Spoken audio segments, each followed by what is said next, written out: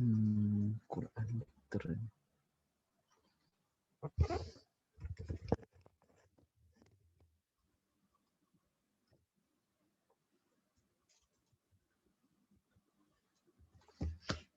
Mana Quran?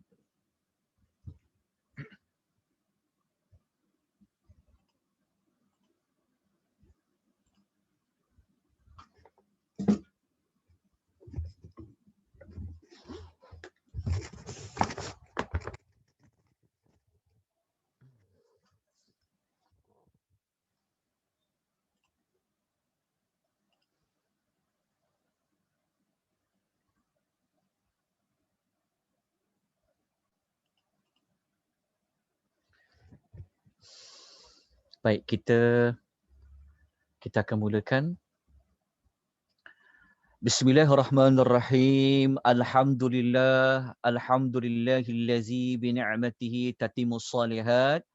Wassalatu wassalamu ala Rasulillah wa ala alihi wa sahbihi wa man wala amma ba'. Assalamualaikum warahmatullahi wabarakatuh. Muslimin dan muslimat rahimani wa rahimakumullah. Kita bersyukur kepada Allah Subhanahu wa taala pada malam ini kita dapat sekali lagi bersama-sama di atas talian Zoom ini. Semoga Allah Taala merahmati pengisian kita pada malam ini. Kita akan ke juzuk yang ke-19 pada malam ini, insya-Allah. Juzuk yang ke-19 seperti yang ada nota di tangan tuan-tuan dan puan-puan, ya, juzuk 19 ini adalah juzuk yang terdiri daripada 3 surah. Yang pertama adalah Suratul Furqan, yang kedua Suratul Syu'ara, dan yang ketiga adalah Surah An-Namli. Tetapi Surah Furqan ini sebahagian ataupun 20 ayat yang pertama telah kita bincangkan pada juzuk yang ke-18 tentang Suratul Furqan. Maka bermula ayat 21 sampai 77 yang kita akan bincangkan pada malam ini pada juzuk yang ke-19. Suratul Syu'ara semua ayat 227. Dalam Suratul Syu'ara itu dia berada pada juzuk yang ke-19, dan Suratul Namli kita hanya ambil sebahagian daripada Suratul An-Namli. Kalau kita rujuk dalam ayat yang terkandung dalam Suratul Namli ni, dia mengandungi 93 ayat. InsyaAllah sebahagian lagi ayat Suratul Namli kita akan bincangkan pada juzuk yang ke-20. Jadi kita mulakan dulu dengan Suratul Al-Furqan. Tujuan Suratul Furqan telah diulas pada juzuk yang ke-18.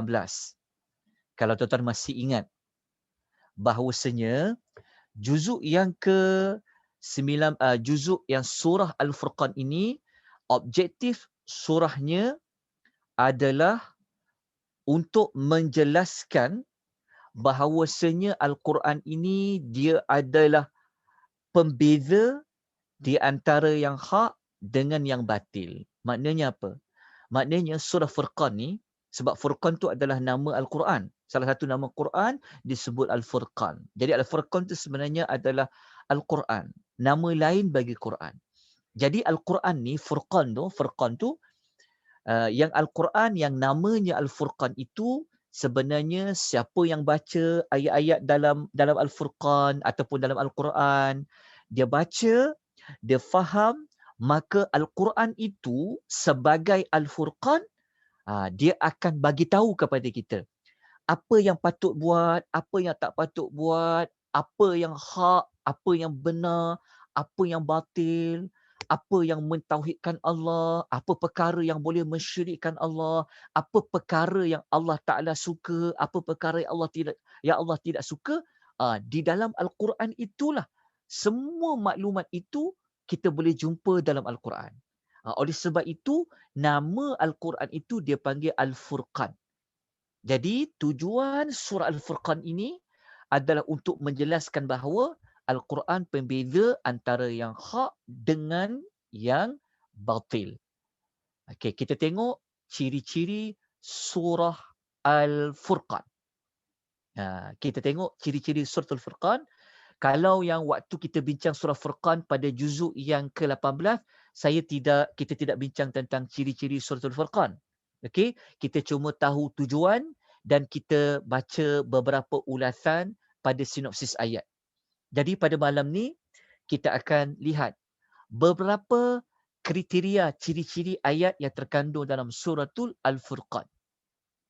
Dalam suratul Furqan, suratul Furqan ini satu-satunya surah yang mengulang kalimah zurun. Zur, dia ada kaitan tentang dusta. Buat perbuatan dusta. Bercakap perkara yang dusta. Dia panggil zurun. Zur. Perkataan zurun ini digunakan dalam ayat dalam suratul Furqan sebanyak 2 kali. Satu-satunya surah yang guna 2 kali perkataan zur ini dalam suratul Al-Furqan. Kenapa? Nanti kita akan ulas, kita tengok dulu contoh ayat dia. Okey. Saya telah berkongsi contoh ayat tu ayat 4 dengan ayat 72. Kalau kita baca pada ayat 4 ni, okey, siapa ada Quran terjemahan, kalau kita baca pada ayat 4 suratul Furqan ini, cari perkataan zur kat sini, dia merujuk kepada sikap yang telah dibawa oleh orang Arab musyrikin. Allah mengatakan mereka ini telah melakukan perbuatan wazuran. Perkataan zur maknanya mereka telah mengada-adakan. Mereka ni melakukan pendustaan.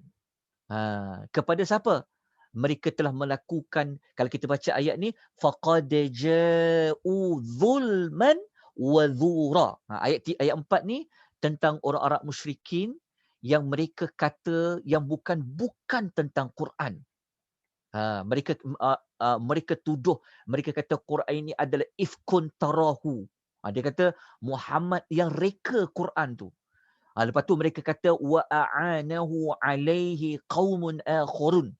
Quran ini sebenarnya Muhammad dia tulis, dia buat dengan orang-orang yang tolong dia. Lepas tu Allah kata dua perkataan ini, dua perkara ini Allah meletakkan pada hujung ayat itu, faqad ja'u zulman wa dhura. Allah Ta'ala kata apa? Mereka ni, sesungguhnya mereka telah mendatangkan, mereka telah melakukan perbuatan yang zalim dan zura, perbuatan dusta. Lepas tu kalau kita rujuk pada ayat 72, sekali lagi kita akan jumpa perkataan az-zur. Tapi ayat 72, dia berkaitan dengan orang-orang yang beriman. Bukan orang beriman itu yang melakukan perbuatan zur. Tetapi ayat 72 ini Allah melarang dari melakukan perbuatan zur, perbuatan dusta. Dekat ayat 72 ni, Allah Ta'ala bagi tahu orang beriman ni, mereka tidak akan bersaksi untuk menjadi saksi bohong. La yashhadu nadzur. Okey. Jadi, waktu kita belajar dekat ciri surah Al-Furqan ni, Allah gunakan satu-satunya surah menggunakan perkataan zur. Kenapa? Kenapa dipaparkan perkataan zur ini? Dia berkait rapat. Kalau kita baca awal-awal suratul Furqan, hari waktu kita belajar juzuk 18, tuan-tuan telah dapat kumpulan-kumpulan ayat bagi suratul Furqan. Jadi, sangka baik saya, mungkin tuan-tuan dah sempat rujuk 20 ayat yang pertama yang ada di dalam suratul Furqan. Kalau kita baca pada permulaan suratul Furqan, kita akan jumpa orang-orang Arab musyrikin ni macam-macam dia tuduh. Macam-macam dia cakap tentang Rasul, dia cakap tentang Al-Quran. Sebab itu Allah tekan dekat perkataan zuri nak menunjukkan bahawa perbuatan yang khusus yang dilakukan oleh orang musyrikin dalam suratul Al-Furqan. Okay, kita tengok satu lagi ciri-ciri lain. Okay, suratul Furqan ni merupakan salah satu surah yang ada menggunakan, ni dia ada 2 surah je yang gunakan perkataan masyhuran. Dalam Al-Quran yang menggunakan perkataan masyhuran, salah satu daripada surah yang guna perkataan masyhuran adalah surah Al-Isra ayat 47. Surah Al-Isra kita dah belajar dah. Saya ingat lagi surah Isra. Kita kata surah Isra tu cerita tentang apa? Cerita tentang ketinggian Al-Quran. Buka surah Furqan, cerita pasal Al-Quran juga. Tetapi dia dari sudut, kalau dekat surah Al-Isra, mengangkat Quran sebagai sumber kekuatan. Nilai ketinggian Al-Quran. Tetapi dekat suratul Furqan, Al-Quran ini dia dari sudut membezakan hak dengan batil. Tetapi orang-orang Arab musyrikin punya mereka nak tolak Quran ni, punyalah nak menolak Rasul ni, mereka mengatakan bahawa Rasul ini dia telah terkena sihir. Dia orang kata siapa yang ikut Rasul ni, mereka itu orang yang disihir. Masyhuran, terkena sihir. Perkataan terkena sihir ni dia ada pada surah Al-Isra dan hanya ada pada suratul Furqan. Kita tengok contoh. Tengok contoh ayat nombor 8 kita jumpa. Orang-orang kafir Quraisy kata apa? Wa qala adh-dhalimun in tattabi'una illa rajulan mashhuran. Orang Arab musyrikin ni dia tak nak terima Rasul ni, sehingga mereka katakan, alah orang-orang yang ikut Muhammad tu, mereka ni adalah terdiri pada laki-laki yang telah kena sihir. Tengok. Maksudnya secara tak langsung mereka telah menuduh Nabi Muhammad SAW ini adalah ahli sihir. Punya tolak Quran tu macam-macam dia katakan.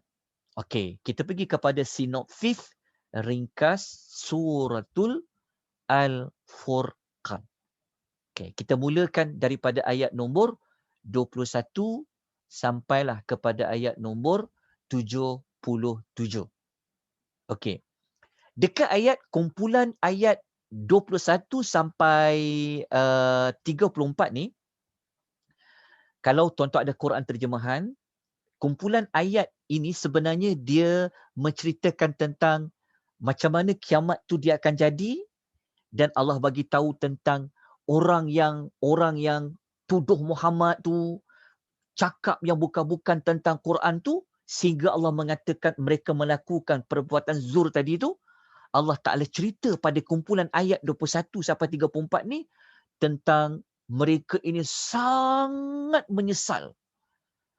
Mereka sangat kecewa. Sebab apa? Sebab mereka telah menolak Al-Quran tu. Okey, untuk menampakkan lagi, menerangkan ayat 21 sampai 34 ni, saya tunjukkan tuan-tuan contoh ayat dia. Tengok dekat contoh ayat. Ini ayat 27, ayat 28, ayat nombor 29. Okay, tengok 28, 27, 28, 29 duduk di bawah kelompok ayat yang kita sebut yang bahagian pertama ni. Okay, kita tengok contoh dia. Kita tengok contoh dia. Daripada contoh ayat ni, kita akan tahu sebab apa mereka jadi macam tu. Okay, kita tengok ayat dia. Kalau kita baca ayat dia ni, Allah Subhanahu Wa Taala berfirman, wa yauma ya'uddu adh-dhalimu 'ala yadayhi yaqulu ya laitani takhadhtu ma'ar rasuli sabila. Cuba tuan-tuan baca terjemahan, amati betul-betul ayat 27 ni. Tengok, mereka menyesal. Tuan-tuan, mereka menyesal sampai digigit jari-jari dia. Dia ambil tangan dia, digigit kedua-dua tangannya. Macam kita geram kan. Geram sangat ni. Marah. Tapi sebenarnya mereka geram dekat diri mereka sendiri. Sampaikan Tuhan kata, ayat 27 ni, nanti mereka akan gigit kedua-dua tangan dia. Sambil dia kata apa? Mereka menyesal. Dia kata apa? Alangkah baiknya lah jika aku dulu masih hidup, ikut jalan yang benar bersama-sama Rasul tu. Nampak tak? Kenapa? Kenapa boleh menyesal macam tu? Sebab kita dah sebut dah. Permulaan ayat surah Furqan, kita nampak ada tuduhan-tuduhan yang dilemparkan kepada Rasul, dilemparkan kepada Al-Quran. Tetapi waktu surah Furqan turun, Nabi sampaikan, mereka buat tak tahu saja. Sedangkan Quran tu bagi tahu, yang korang sekarang buat itu salah, yang benarnya begini. Tapi mereka abaikan. Mereka tak percaya Rasul. Mereka tuduh bukan-bukan Quran, tetapi akhirnya di hari akhirat, mereka akan menggigit kedua-dua tangannya. Mereka menyesal. Kenapalah dulu tak ikut Rasul tu? Lepas tu kalau kita baca ayat nombor 28-29, mereka menyesal juga sebab masih hidup. Mereka ada BFF. Mereka ada best friend forever. Mereka ada kawan baik. Yang kawan baik dia tu sebenarnya bawa dia jauh dari Allah. Mereka kata apa? Ya wailata laitani lam attakhidh fulanan khalila. Mereka kata apa? Celakalah diri aku ni. Habis aku, dia kata. Alangkah baiknya jika aku dulu tak jadikan si dia itu menjadi sahabat qarib. Tak jadikan dia kawan. Sebab tu hati-hati ya. Pilih kawan tu baik-baik. Takut-takut di hari akhirat kita menyesal dapat kawan yang macam tu. Dan ayat tu dia menyebut tentang kawan di sini juga sebenarnya khusus juga merujuk kepada syaitan. Sebab tu orang Arab, orang yang menyesal tadi dia kata dekat ayat 29, dia kata laqad adallani 'ani dzikr ba'da idh ja'ani wa kana asyaitanu lil insani khudhula. Dia kata apa? Menyesal aku dulu. Kenapalah aku ambil si fulan ini jadi kawan karibku? Sesungguhnya dia telah bawa aku sesat dari ambil jalan peringatan, iaitu Quran. Maknanya mereka mengakui bahawa Quran tu telah datang, telah ada. Sepatutnya Quran ini mereka sambut, mereka terima. Sebab Quran itu membezakan yang hak dengan yang batil. Tapi mereka buat dia tak tahu. Lepas tu mereka kata apa? Syaitan tu sentiasa mengecewakan manusia yang jadi ikut dia, yang menjadi kawan karib dia. Jadi di sini kita tengok contoh pada kumpulan ayat 21 sampai 34. Jadi kalau tuan-tuan nak lebih penghayatan, tentunya kalau tuan-tuan nak tahu kenapa sampai mereka akan menggigit kedua-dua tangan mereka tu, tuan-tuan kena patah balik pada juzuk nombor 18. Okey, saya tunjukkan. Juzuk 18 tu, tuan-tuan kena tengok dekat kumpulan ayat ni. Nampak tak pada kumpulan ayat nombor 4 sampai nombor 6. Ini juzuk 18 ya, dengan ayat 7 sampai 10. Tuan-tuan kena baca maklumat dalam kumpulan ayat juzuk 18 yang telah kita sebutkan supaya tuan-tuan dapat menghayati tentang kenapa mereka sampai mereka menggigit kedua-dua tangannya, menyesal sangat, geram. Tapi tak boleh buat apa-apa sebab sudah hari kiamat. Okey, lepas tu Allah Subhanahu wa taala mendatangkan kisah umat-umat yang dulu yang Allah Taala telah binasakan. Allah bawa contoh. Dia sebenarnya tuan-tuan ya, tengok kita kan sampai juzuk yang ke-19. Kita jumpa sekali lagi kisah-kisah, banyaknya kisah-kisah. Sebab itu tuan-tuan dan puan ya, kalau boleh siapa yang nak faham Quran, nak dan tak nak, kena belajar tentang kisah-kisah Nabi. Sebab kisah-kisah Nabi ni dijadikan sebagai hujah di dalam Al-Quran. Sebab kita jumpa kan, baca surah Al-Baqarah, jumpa kisah Nabi. Baca Ali Imran, jumpa kisah Nabi. Baca surah-surah sampai kepada surah Furqan ni, ada banyak kisah Nabi. Kenapa Allah Ta'ala bawa kisah Nabi ni? Nabi-Nabi terdahulu ni.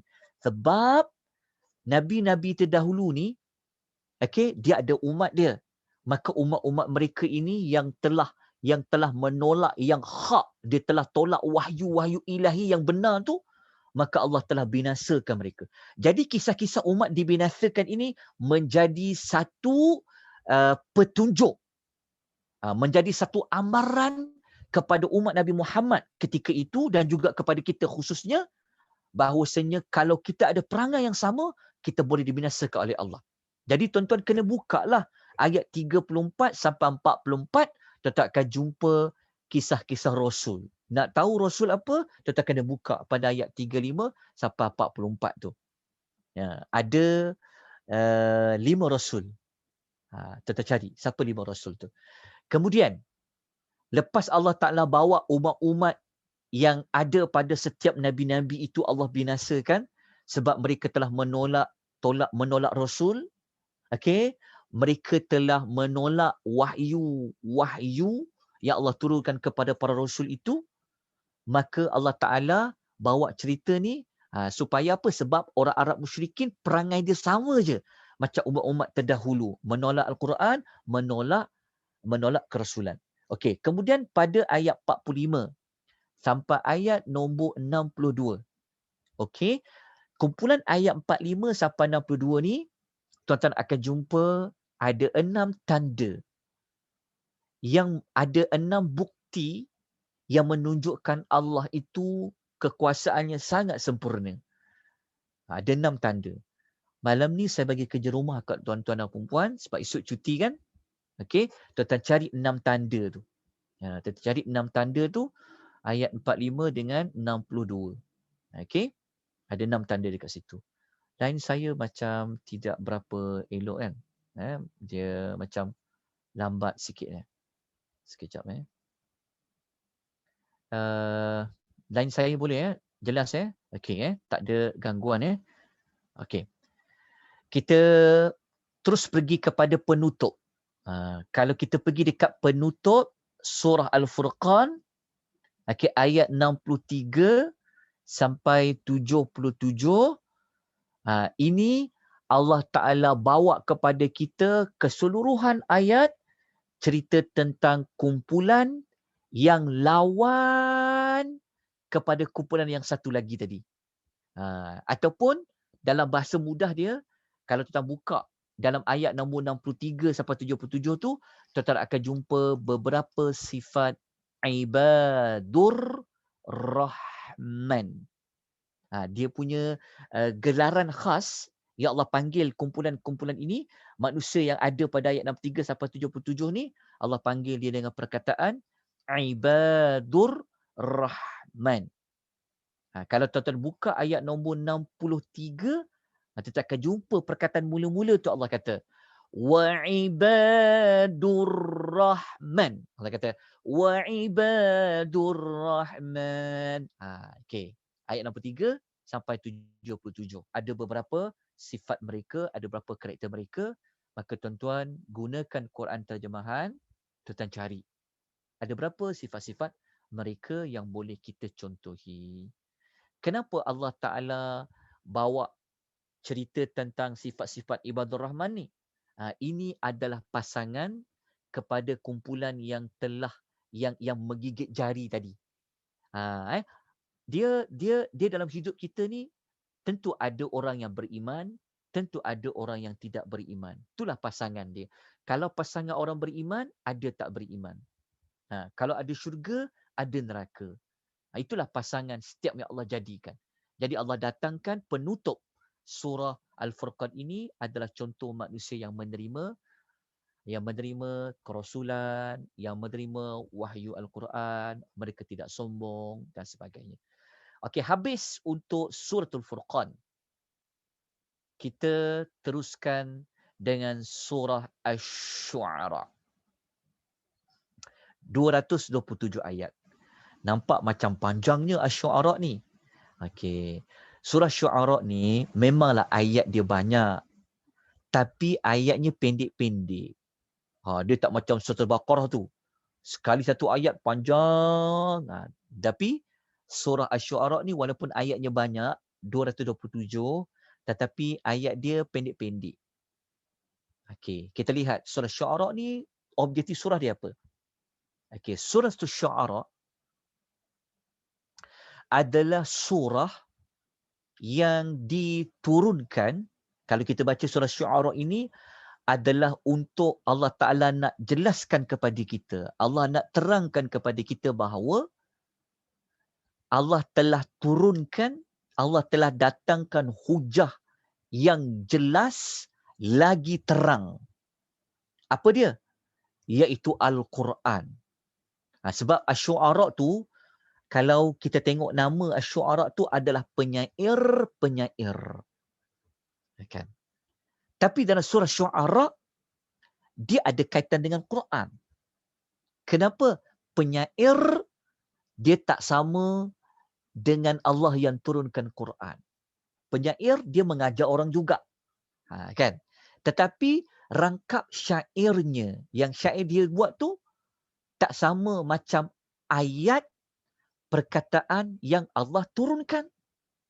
Sebab itu surah Asy-Syu'ara ini, dia berkisahkan kepada Allah nak bagi tahu bahawa Al-Quran yang Allah turunkan itu, dia adalah satu hujah yang jelas lagi terang. Jadi kalau kita nak kukuhkan lagi tujuan surah ni, kita tengok kepada ciri-ciri surah Asy-Syu'ara.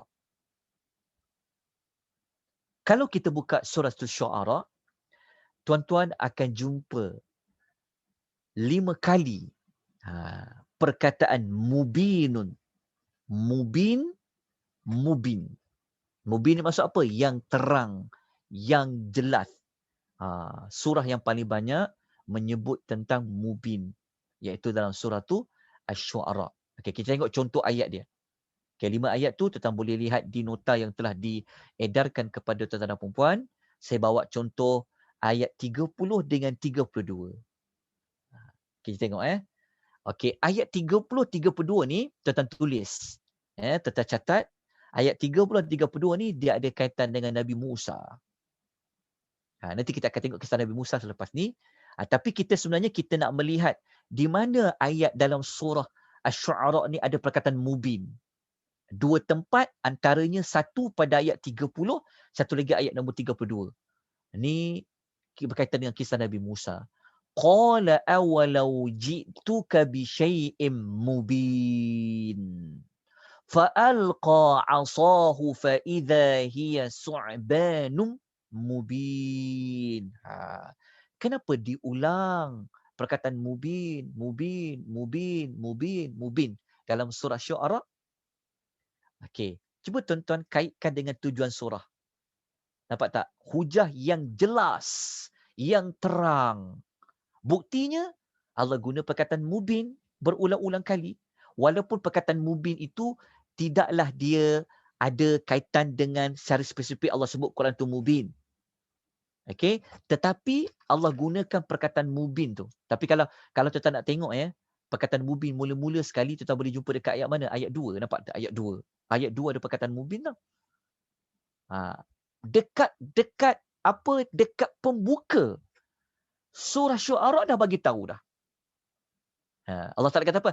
Tilka ayatul kitabil mubin. Allah kata pada ayat nombor 2. Allah Ta'ala kata inilah ayat Al-Quran yang jelas. Daripada pembukaan je. Muqaddimah kita dah dapat clue dia. Surah Syu'ara ni dia nak cerita pasal apa? Dia nak apa adjektif dia? Dekat pembukaan dia Allah jelaskan. Kitab ini mubin yang jelas. Lepas tu pula diulang perkataan mubin ayat 30, 32, 115, 195. Maknanya kukuh tak kita punya tujuan surah ni? Okey, kita lanjutkan lagi. Tengok lagi ciri lain. Kita buka pula surah kita buka pula dalam surah Asy-Syu'ara ni, kita akan jumpa diulang-ulang kepada perkataan. Kita akan jumpa Allah Ta'ala mengulang tentang perkataan kadzabat. Apa maksud kadzabat? Kadzabat ni maksudnya ada kaum, ada kumpulan, ada manusia yang tidak percaya. Maknanya mereka telah mendustakan. Kenapa? ayat mendustakan ini kadzabat diulang oleh Allah banyak kali dalam surah Asy-Syu'ara, dan ia merupakan salah satu surah yang banyak selepas surah Al-Qamar. Selepas surah Al-Qamar. Kan? Kenapa? Apa relevan Allah mengulang perkataan kadzabat? Tadi kita jumpa perkataan apa? Mubin kan? 5 kali. Yang jelas. Tiba-tiba ada pula perkataan walaupun Tuhan kata jelas, jelas, jelas, tapi ada kumpulan manusia yang kadzabat, kadzabat, kadzabat, kadzabat. Ada 4 kali. Jumpa ayat 105 ada, 123 ada sekali, 41 ada, 160. Kita macam kalau kita ambil ciri-ciri ni, kita berfikirlah kan. Tadi kata perkataan mubin, lepas tu ada kadzabat. Apa perkaitan dia? Perkaitan dia maknanya walaupun Quran ni jelas, walaupun Quran ni bawa bukti-bukti yang jelas, kan? Tetapi ada manusia yang tetap kadzabat, yang mendustakan. Sebab itu tujuan surah tadi nak bagi tahu kepada kita bahawasanya apa? Allah Ta'ala telah turunkan, dah bagi daripada kita hujah yang jelas lagi terang, kan? Kan? Itu sebenarnya untuk supaya kita menerima Al-Quran itu. Tapi ada orang yang mendustakan. Kita tengok contoh ayat dia. Okey, dalam nota tu saya kongsikan 2 contoh. Ayat 105 dengan 123. Ini contoh kaum Nuh dengan kaum Ad. Allah sebut perkataan apa? Kadzabat qaum Nuhinil mursalin. Kaum Nuh yang telah mendustakan Nuh. Kaum Ad, dia telah mendustakan siapa? Nabi Allah Hud. Jumpa 2 tempat ya, kadzabat. Okey. Kemudian kita pergi kepada sinopsis ringkas surah Asy-Syu'ara. Okey, dah moga-moga jelas tentang ciri-ciri surah Syu'ara. Sebenarnya banyak lagi ciri-ciri lain. Tapi saya bawa 2 contoh saja. Kalau tuan-tuan nak tahu ciri-ciri khas surah Syu'ara, tuan-tuan nantikan insya-Allah, jika Allah mohon rahmat Allah untuk kita keluarkan satu buku yang khas cerita tentang sinopsis. Apa yang tuan-tuan dapat dalam nota ini sebenarnya ada lagi banyak maklumat lain. Yang kita, sebab waktu kita agak pendek, 1 jam, maka tak dapat nak bentangkan apa lagi ciri surah Syu'ara ni yang pelik di surah lain. Itu kita kena ambil slot yang lain. Tuan-tuan tunggu saja buku yang khas yang kita akan cetak berkenaan sinopsis ini. Tuan-tuan doakan.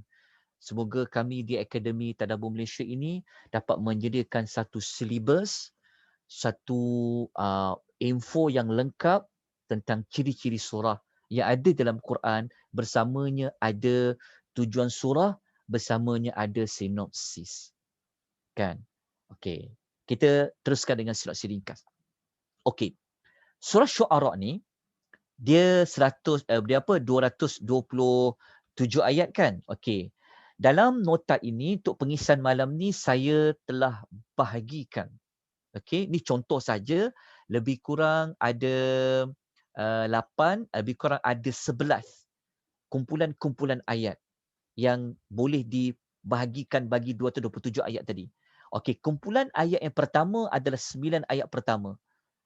Maka kalau kita baca dekat sini, Allah Ta'ala hiburkan Nabi. Dalam masa yang sama, Allah Ta'ala tak nak Nabi ni sedih dengan tindakan orang-orang yang tak nak beriman kepada Nabi. Siapa tak sedih tuan-tuan? Kalau Nabi ajak supaya mengesahkan Allah, orang tolak, cakap Nabi macam-macam. Siapa tak sedih? Nabi sedih. Sedangkan Quran ini dia mubin. Jelas dah Quran ni. Tapi mereka tetap tolak. Maka Allah Ta'ala pujuk Nabi. Dalam masa sama Allah larang Nabi untuk bersedih dengan sebab keingkaran orang musyrikin. Ini tuan-tuan boleh baca pada 9 ayat yang pertama. Pembukaan surah Asy-Syu'ara. Kemudian Allah Ta'ala kuatkan semangat Rasulullah. Ya. Lepas tu Allah Ta'ala juga nak memberikan ancaman kepada orang-orang yang telah menyedihkan Nabi ni, kan, dengan Allah mendatangkan kisah umat-umat terdahulu yang mereka ini juga menolak bukti hujah yang jelas yang dibawa oleh setiap para Nabi. Waktu kita baca surah Syu'ara ini, Allah bawa Nabi yang pertama adalah kisah Nabi Musa alaihi salam, termasuklah Nabi Harun sekali, pada ayat 10 sampai 68. Panjang tak ayat dia? Panjang ayat dia. Kenapa Allah bawa kisah Musa dulu? Kerana, nanti bacalah pada kumpulan ayat ni, tuan-tuan akan dapat jawapan yang mana waktu Allah menghantar Nabi Allah Musa alaihi mussalatu wassalam, kalau kita baca pada ayat kisah Nabi Musa ni, Nabi Musa dia membawa, kita tahu kan Nabi Musa kan dia ada banyak mukjizat dia kan, ada 9 mukjizat dia. 9 mukjizat Nabi Musa tu, itulah di antara bukti yang jelas yang Allah bawa datang. Jadi mereka buat apa? Mereka membantah. Mereka tidak mahu menerima Nabi Allah Musa alaihi wassalatu wassalam.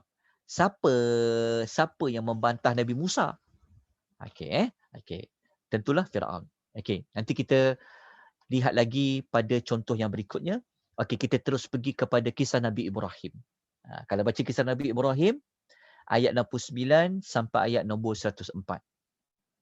Lepas tu Allah sambung dengan kisah Nabi Nuh, ayat 15 sampai 122. Baca pula, Nabi Nuh ayat 12, sekejap, saya tengokkan. Takut saya tersilap. Ayat 122, betul. Okey, lepas tu saya minta tuan-tuan betulkan dekat sini. Ini bukan Nabi Nuh. Ayat 123 ni adalah kisah Nabi Hud. Tolong betulkan.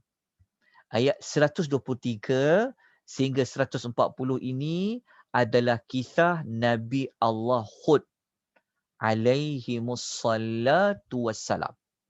Ini kisah Nabi Hud. Tolong betulkan ya. Lepas tu Allah Ta'ala sambung dengan cerita kumpulan ayat 141 sampai 109, kisah Nabi Allah Saleh alaihi wassalatu wassalam. Kalau Quran terjemahan tuan-tuan, dia tak ada pecah-pecahkan ni, tuan-tuan tulis siap-siap. Sebab nanti senang nak baca dia. Supaya kita boleh tahu nak berhenti dekat ayat kisah Nabi Nuh kat mana, nak berhenti kisah Nabi Saleh dekat mana. Lepas tu Allah Ta'ala sebut kisah Nabi Allah Lut alaihi salatu wassalam, ayat 160 sampai 175. Lepas tu disambung dengan kisah Nabi Allah Syu'aib, ayat 176 sampai 191. Lepas tu penghujung. Ni dah nak masuk juga penghujung ni juga.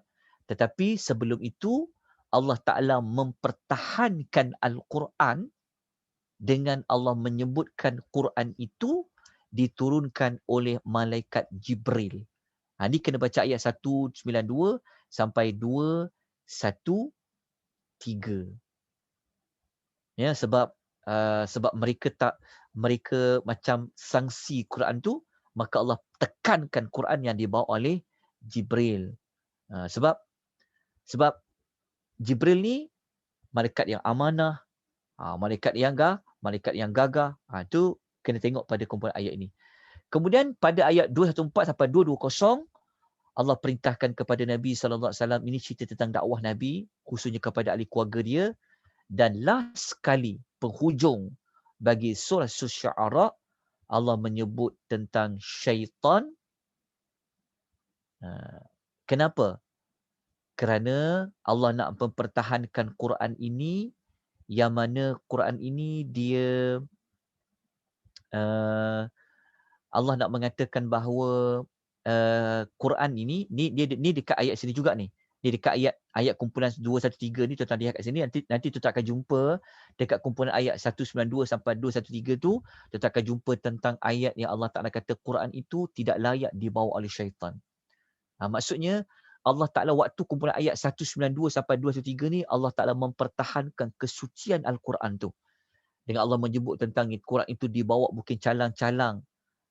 Yang dibawa wahyu itu oleh malaikat Jibril yang amanah. Lepas tu Allah Ta'ala sebut Quran ini dia tak layak langsung syaitan untuk menerima Al-Quran itu. Tapi pada penghujung ayat 21 sampai 27, Allah menyebut rupa-rupanya syaitan ni dia turun kepada pembohong-pembohong. Pembohong-pembohong ni dia merujuk kepada ahli nujum, pawang-pawang, dukun-dukun, ahli-ahli sihir. Mereka memang menanti-nanti berita-berita daripada syaitan. Dan penutup surah Asy-Syu'ara ni juga pada ayat 2, kalau kita baca pada ayat nombor 227, ya, penutup dia Allah menyebut tentang ada penyair yang dia tu beriman dan dia beramal soleh. Okey, dekat situ penutup dia. Kalau tuan-tuan nak tahu maklumat lanjut tentang kenapa surah tu dia kaitkan dengan penyair, tuan-tuan kena ikut kelas besok petang. Jam 2:30 petang, memang kita akan belajar surah Syu'ara. Kita akan belajar tentang kenapa surah tu nama Furqan. Kenapa surah tu dinama Asy-Syu'ara. Kalau tuan-tuan belajar, ini kelas untuk sinopsis, tuan-tuan takkan dapat belajar tentang nama surah. Tetapi dia ada kaitan. Sudah pasti ada kaitan. Maknanya Al-Quran ni, Al-Quran dia tidak sama seperti penyair-penyair. Kalau penyair di zaman orang Arab dulu, mereka buat sendirilah ayat dia nak buat syair-syair tu mereka yang buat. Tapi tak sama macam Quran. Quran tu turun dari Allah. Quran itu dia bukan syair-syair, tapi dia datang dari Allah. Itulah pergi kepada tujuan surah. Maka tamatlah untuk surah Asy-Syu'ara. Kita lanjutkan dengan surah Semut. 55 ayat yang mewakili juzuk yang ke-19. Apakah tujuan surah Semut? An-Namlu ini, surah An-Namli ataupun An-Namlu ini, dia bertujuan Allah Ta'ala nak seru, nak membawa manusia ni supaya dia beriman dulu. Lepas tu dia menjadi orang yang bersyukur kepada Allah. Beriman dengan apa? Mengesahkan Allah. Tanda dia beriman kepada Allah melalui dia syukur kepada Allah. Jadi kalau orang beriman, dia bersyukur kepada Allah. Okey? Tanda dia beriman, tanda dia bersyukur kepada Allah, dia akan mengesahkan Allah. Lepas tu saya minta tuan-tuan tambah sedikit pada tujuan surah ni. Tuan-tuan tambah sedikit di hujungnya. Tujuan surah ni dia memang nak bawa kepada manusia beriman dan bersyukur kepada Allah dengan mentauhidkan Allah. Tetapi tuan-tuan tambah melalui ataupun menggunakan bukti ayat Al-Quran dan ayat-ayat kauniyah. Tuan-tuan tambah. Maksudnya macam ni. Surah An-Namlu ni, kita tahu kan dia adalah kisah semut kan. Semut yang Nabi Allah Sulaiman boleh dengar tu. Okey. Cerita tentang nama surah, tuan-tuan kena ikuti kelas esok petang pukul 2:30. Tetapi dalam surah An-Namlu ini, dia sebenarnya hujungnya nak bawa manusia ini kepada apa? Beriman kepada Allah dengan mengesahkan Allah, mensyukuri kepada Allah, jadi orang bersyukur kepada Allah dengan mengesahkan Allah. Cara Allah Ta'ala nak seru tu, macam mana nak suruh beriman, macam mana nak bersyukur, Allah Ta'ala mendatangkan bukti-bukti dia itu Tuhan yang layak untuk disembah dengan bukti Al-Quran, ayat-ayat Al-Quran dan juga ayat-ayat al-kauniyah. Kauniyah ni maksudnya penciptaan Allah yang ada di alam ini. Salah satu penciptaan Allah adalah an-namlu, iaitu semut. Okay, itu tanda salin. Okay, mari kita lihat sinopsis ringkas di dalamnya. An-namlu ini ada maklumat apa? Ingat, ambil perhatian, apabila kita buka saja mana-mana surah, jangan cepat-cepat untuk baca ayat tengah-tengah tanpa kita mengamati, meneliti pembukaan sesuatu surah. Kalau kita buka dekat ayat 1 sampai 6 surah An-Namli ini, kita akan jumpa Allah sebut tentang Al-Quran. Yang Al-Quran itu, kalau kita tetap boleh baca pada ayat nombor, kita boleh baca pada ayat nombor 2 sampai ayat nombor 6. Ingat, muqaddimah penting. Pembukaan. Kita baca je pembukaan dia, kita jumpa tentang Quran. Fungsi Quran. Dan kalau kita baca pada ayat nombor 6 ni, kan kalau baca ayat nombor 6 tu, kita juga akan jumpa jawapan. Sekali lagi Allah tekankan pasal Quran tu. Allah Ta'ala kata, wa innaka latulaqqal Qur'ana min ladun hakimin alim. Allah Ta'ala kata, sesungguhnya engkau, wahai Muhammad, benar-benar menerima Al-Quran dari sisi Allah yang maha bijaksana, lagi maha hakim, lagi maha alim, yang maha mengetahui. Oleh sebab itu, tujuan surah dia begini. Tapi macam mana surah An-Namli ini, dia nak ajak orang yang baca, orang yang tahu maklumat dalam surah An-Namli ini pergi kepada mengesahkan Allah. Okey, nak pergi beriman dan bersyukur ni, maka Allah Ta'ala membuktikan. Dalam Quran ini ada bukti-bukti bahawasanya Allah itu dia berkuasa. Dalam masa yang sama, Allah Ta'ala tunjukkan tentang apa yang berlaku pada alam sekeliling ni. Pencipta-pencipta Allah sekeliling, alam sekeliling ini menunjukkan Allah itu Esa. Okey, kita lanjutkan. Selepas pembukaan Suratul Namli, Allah terus membawa kisah Nabi Musa. Ayat 7 sampai 14. Kisah Nabi Musa. Ayat 7 sampai 14. Jumpa lagi kisah Nabi Musa. Okey. Kalau kita baca kisah Nabi Musa ni, kan? Lepas tu sampai ayat 15 kan, habis 14 Allah buat kisah Daud dengan Nabi Sulaiman alaihi salam. Kenapa? Kenapa kisah Nabi Daud alaihi salam dengan Nabi Allah Sulaiman anak beranak ni dia duduk selepas kisah Nabi Musa? Dekat kotak kuning tu tuan-tuan dah ada jawapan dia.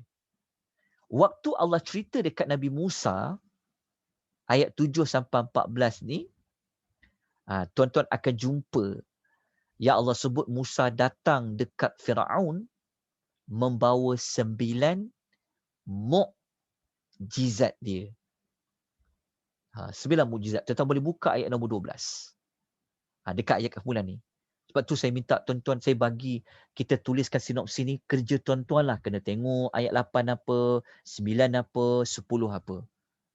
Okey, lepas tu kita buat sinopsis ringkas. Kalau kita baca dekat ayat nombor 12 contohnya, kita akan jumpa memang Allah bekalkan kepada Musa ni untuk dia jumpa Firaun itu, Allah bekalkan kepada Nabi Musa ini adalah 9 mukjizat.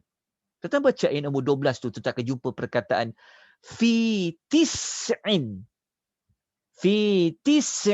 ayatin ila fir'auna wa qaumi. Siapa ada Quran terjemahan? Cepat-cepat tanda. Ayat nombor 12. Allah Ta'ala sebut, bersama Musa ni apa? Fi tis'i ayatin. Ada 9 ayat. Ayat maksudnya 9 mukjizat. Tapi, walaupun mukjizat itu mereka nampak depan mata, tetap Firaun tu sombong. Tetap dia tolak. dia tak nak jadi orang yang ya Allah, orang yang bersyukur, tak nak beriman.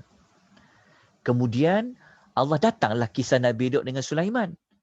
Apabila kita jumpa kisah Nabi Daud dan Nabi Sulaiman, kita akan jumpa karakter manusia yang berlawanan dengan karakter Firaun dengan kaumnya yang ada pada kumpulan ayat tentang Nabi Musa. Nampak tak? Jelas ya? Kenapa ayat 15 selepas kisah Nabi Musa dengan Firaun, Allah terus bawa kisah Nabi Daud dengan Nabi Sulaiman adalah untuk menunjukkan lawan kepada, kalau ayat 7 sampai 14 tu, Nabi Musa dia bertemu dengan satu kaum dengan Firaun dan kaumnya yang sombong, yang tak nak beriman walaupun dia kemukakan ada 9 mukjizat dia. Jelas kat situ.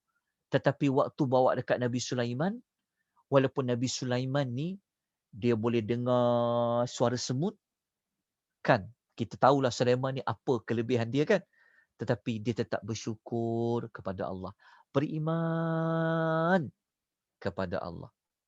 Itu pada ayat 15 dengan 44.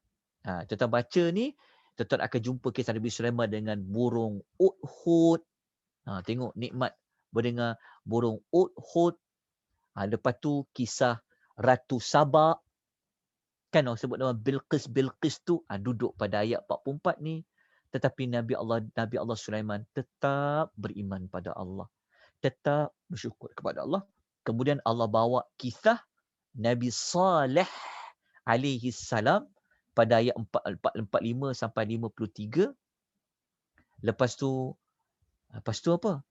Lepas tu tamatlah. Sebab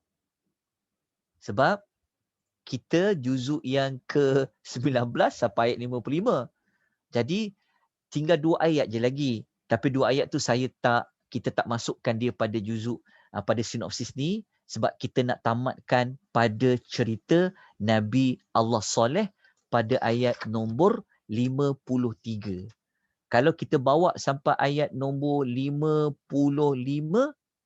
dia dah bawa kepada kisah Nabi Allah Lut. Tapi terpotong lah. Kita faham tak maksudnya? Maksudnya kalau kan ayat sampai 55 kan? 55 tu jadi juzuk yang ke-19. Tapi kita tak bawa sinopsis tu pada ayat sampai ayat nombor 55 kerana kita nak cantikkan sinopsis ini, kumpulan ayat ni pasal kisah Nabi Allah Saleh. Sebab nanti kalau masuk ayat nombor 54, dia dah masuk kisah Nabi Allah Lut. Nabi Allah Lut tu ayat dia sampai 58. Jadi kalau kita ambil sampai 55 saja, nanti kisah Nabi Allah tu dia terputus. Dia terputus lah. Lepas tu saya hanya hadkan pada ayat nombor 53, tetapi 2 ayat lagi duduk pada juzuk yang masih lagi juzuk yang ke-19. Jadi tuan-tuan dan puan-puan yang Allah rahmati sekalian, jika kita dah belajar sampai juzuk yang ke-19 dah, alhamdulillah, satu rahmat dari Allah, hidayah taufik Allah beri kepada kita. Bukan senang tuan-tuan ya. Kita nak bertemu setiap malam, ambil 1 jam, dengar, kadang-kadang ngantuk, penat, banyak benda dah buat, kan? Bekerja-kerja balik tarawih, kadang-kadang punya nak datang kelas, dengar. Jadi kita syukurlah banyak-banyak pada Allah. Semua tu adalah inayah dari Allah. Semua tu adalah rahmat dari Allah. Ya, moga-moga kita dapat banyak manfaat. Jadi kalau yang saya nak ingatkan, kita jumpa banyak kisah Nabi kan, diletak pada kisah-kisah dalam Quran. Jadi tuan-tuan perempuan ya, ini oleh demikian, justru itu kita memang kena ada satu kelas yang memang fokus pasal Nabi saja. Banyak kelas orang cerita pasal Nabi-Nabi ni, banyak kitab. Tetapi sayang, pertama isu apa? Yang pertama, isu kisah Nabi ni kadang-kadang banyak dicampur aduk dengan Israiliyat. Itu satu bab. Yang kedua, kadang-kadang sekadar cerita saja, tetapi tidak ada teladan bagi setiap kisah tu. Dan yang ketiga, kekurangan dia adalah pada menjelaskan. Pada menjelaskan apa? Kenapa kisah Nabi Daud dan Sulaiman ni contoh Kenapa kisah Nabi Daud dan Sulaiman ni dia duduk dekat surah An-Nam, dekat suratul Namli? Ha. Kenapa dia tak duduk dekat surah Furqan ke? Betul tak? Kenapa tak duduk dekat surah Syu'ara ke? Persoalan yang macam itulah yang jarang dibongkarkan. Itu memang kita kena belajar di bawah tajuk munasabah. Munasabah tu maksudnya, apa munasabahnya peletakan cerita ini dalam surah ini? Lepas tu pula, kenapa dia disusun selepas kisah Nabi Musa? Kenapa Nabi Musa letak ceritanya mula-mula? Ini pun kita kena belajar pada satu kelas yang khas, yang fokus pasal kisah-kisah Nabi. Itu modul dia. Jadi, dia belajar ni, dia tak boleh ambil sini sikit, ambil sini sikit, ambil sini sikit, lepas tu berterabur belajar, akhirnya tak tahu ke mana. Sebab tu belajar ni dia kena susun, dia kena struktur, belajar satu-satu, kena sabar belajar, jangan nak cepat-cepat habis macam tu. Belajar satu-satu. Kalau tidak, kita tak akan dapat rahsia. Kita tak akan dapat tahu kenapa peletakan kisah-kisah Nabi tu susunannya macam tu. Lepas tu pula, kenapa lepas Daud Sulaiman ada kisah Nabi Saleh? Yang ini memang kita kena pergi kepada satu modul yang khas, fokus tentang kisah-kisah para Nabi. Okay, yang inilah sebenarnya di antara modul yang sedang diusahakan untuk dikongsikan kepada tuan-tuan dan puan-puan, kepada semua masyarakat. Kita sama-sama kita belajar. Sama-sama kita belajar, kita dapat kenal, kita dapat faham Al-Quranul Karim. Kerana misi kami dekat Akademi Tadabbur Malaysia ni, misinya adalah untuk bawa masyarakat kepada faham Al-Quran. Maka salah satu kaedah untuk faham Al-Quran menggunakan sinopsis ringkas. Seperti yang tuan-tuan belajar pada setiap malam ni. Kalau tuan-tuan nak masuk kepada modul yang berikutnya, tuan-tuan kena ikut saya kelas hari besok petang jam 2.30 anjuran Nia Academy. Tuan-tuan akan belajar tentang nama-nama surah. Dan memang takdir Allah, ketentuan Allah besok memang akan belajar tentang nama, kenapa surah tu namanya Al-Furqan. Kenapa? Kenapa surah tu namanya Syu'ara? Penyair. Kenapa dia pilih dengan istilah penyair? Kenapa surah itu dinamakan surah Namli? Kenapa tak namakan surah Daud ke? Surah Sulaiman ke? Iaitu kita akan belajar pada nama-nama surah. Jadi tuan-tuan ikutilah kelas-kelas yang telah saya sebutkan supaya kita boleh combinekan maklumat nama surah dengan sinopsis surah dengan tujuan surah. Moga-moga dia membuka kita jalan untuk faham Al-Quranul Karim. Jadi saya berhenti di sini. Mohon maaf ya kalau talian internetnya agak macam lambat kan. Itu saya minta maaf banyak-banyak. InsyaAllah saya cuba baiki dengan kadar segera bagi mana yang mampu. InsyaAllah. Jadi kita jumpa besok malam juzuk yang ke-20. Kita akan sambung beberapa baki ayat dalam surah An-Namli. Lepas tu kita akan sambung dengan surah Al-Qasas. Lepas tu kita akan sambung. Surah Al-Qasas ni kita akan habiskan. Lepas tu kita masuk sedikit surah Al-Ankabut. InsyaAllah. Besok malam kita bertemu lagi. Segala kekurangan, kelemahan, saya mohon ampun dan maaf. Begitu juga kepada yang membantu saya. Kalau ada kekurangan, saya mewakili untuk atas kekurangan kami mohon ampun dan maaf. Baik tuan-tuan puan, ada soalan tak dekat chat tu? Okey. Ustaz, apakah yang dimaksudkan dengan ayat-ayat qauliyah? Qauliyah. Yang saya sebut tu bukan qauliyah ya, yang saya sebut tu kauniyah. Kauniyah. Dia kauniyah. Kaf, waw, nun, ya, ta. Kauniyah, ta marbutah. Kauniyah. Tapi kalau qauliyah tu itulah yang ayat Quran lah. Qauliyah itu juga merujuk kepada ayat Quran. Dia macam ni. Perkataan ayat ataupun kalau banyak, kalau satu dipanggil ayatun, kalau banyak ayatun, ayat-ayat ni sebenarnya kita faham ayat kan, tapi pada ayat tu sebenarnya dia akan membawa maksud untuk membuktikan. So ayat-ayat Allah, maknanya ayat-ayat yang berfungsi untuk membuktikan Allah tu dia berkuasa. Melalui pada melihat penciptaan Allah yang ada di sekeliling alam semesta ni. Itu dipanggil kauniyat. Jelas lepas tu ayat-ayat Allah ni juga dia ada pada mukjizat yang dibawa oleh para rasul. Macam kisah Musa tadi tu. Itu pun ayat-ayat Allah juga. Tapi kalau qauliyah ni dia merujuk kepada ayat-ayat qauliyah, merujuk kepada Al-Quranul Karim, pada wahyu. Okey, tak ada soalan dah yang lain. Sekejap. Ada soalan ni. Okey. Ada bertanya, apakah hikmah perkataan yang berbeza di dalam Al-Quran untuk tentang ular, tongkat Nabi Musa, Su'banun Hayyatun Jan. Ini dia ada kehalusan bahasanya tersendiri. Dia ada kehalusan dia tersendiri. Kenapa Allah guna Su'banun? Kenapa Allah guna Hayyatun? Dia ada dikaitkan dengan sebelum berlakunya mukjizat, sebelum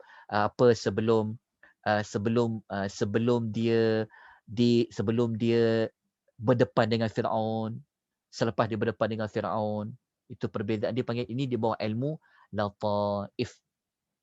Su'ban, Hayyatun dengan Jan. Okey, itu saya kena jawab kemudian tu kerana memerlukan beberapa maklumat yang lebih terperinci. Itu tentang lataif Al-Quran. Baik, tuan-tuan dan puan-puan yang Allah rahmati sekalian, kita jumpa lagi insya-Allah pada malam yang berikutnya, juzuk yang ke-20 insya-Allah. 10 suku insya-Allah kita mulakan.